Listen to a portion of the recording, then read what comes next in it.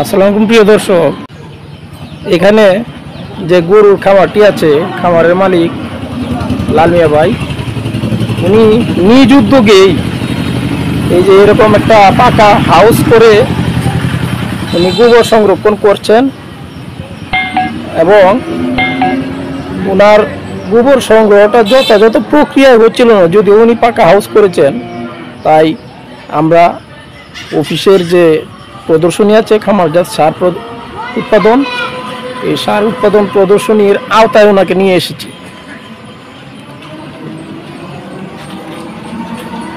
এই প্রকল্পের আওতায় ওনাকে এর উপরে চালা তৈরি করে দেওয়া হয়েছে যেন বৃষ্টির পানি এই হাউসের মধ্যে না পড়তে পারে এবং রোদে যেন গোবর শুকিয়ে না যায়। এটা আগে ছিল না। আপনি এটা কতদিন যাবত করতেছেন?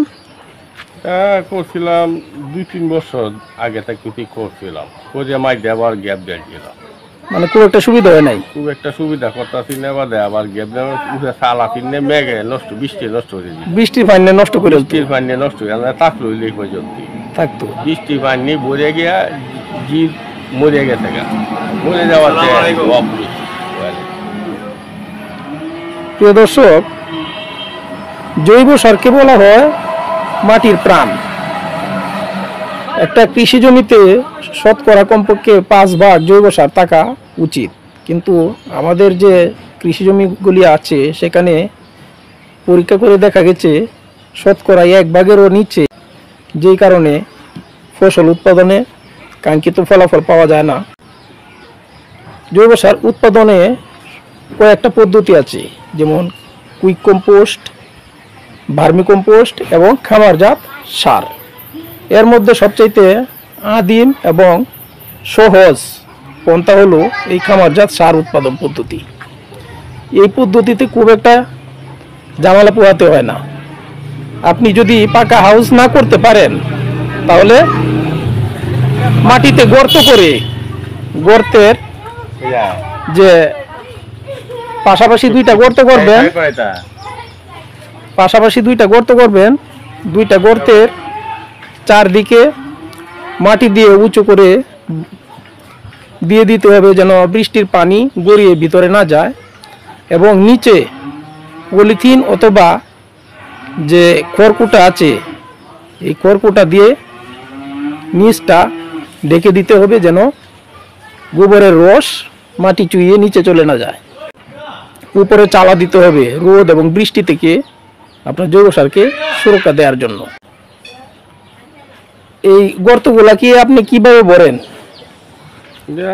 গোবর একদিন 3 কাদি 4 কাদি হয়, এটা দেওয়া আস্তে আস্তে ভরি না। এটা কি 2টাই ভরেন না একটা ভরেন? 2টা ভরি। না না না, 2টা বললে হবে না। আপনি যেহেতু এটা আগে নিজের উদ্যোগে মানে করছেন, খুব একটা মানে জানতেনও না কিভাবে করতে হয়। আমার অভিজ্ঞতা, এই গোবর বা আপনি ওই যে রান্নাঘরের যে তরি তরকারি যে উচ্ছিষ্ট, এরপরে আপনার এই যে ঘর জার মুছ দেওয়ার পরে যে ইয়াটা বাইর হয়, হ্যাঁ, ধুলা বালু যেটা বাইর হয়, এটা সব এনে আপনি একটা গর্তের মধ্যে দিবেন, বুঝছেন?